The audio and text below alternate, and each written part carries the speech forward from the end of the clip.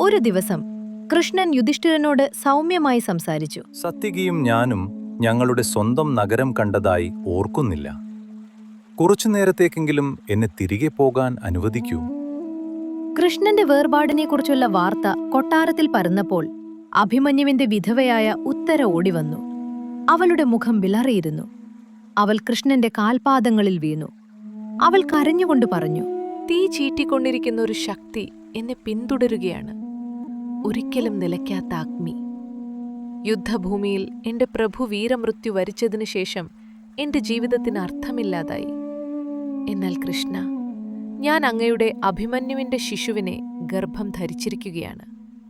ആ ശിശുവാണ് പൗരവ സിംഹാസനത്തിന് പാണ്ഡവരുടെ അവസാന സമ്മാനം. ഈ തീ എന്റെ കുഞ്ഞിനെ നശിപ്പിക്കുമോ എന്ന് എനിക്ക് ഭയമുണ്ട്.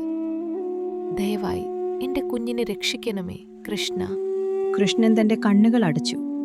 അപ്പോൾ അദ്ദേഹത്തിന്റെ മനസ്സിലേക്ക് അശ്വത്ഥാമ ബ്രഹ്മശീർഷ അസ്ത്രം പ്രയോഗിച്ച ആ ദിനം തെളിഞ്ഞുവന്നു.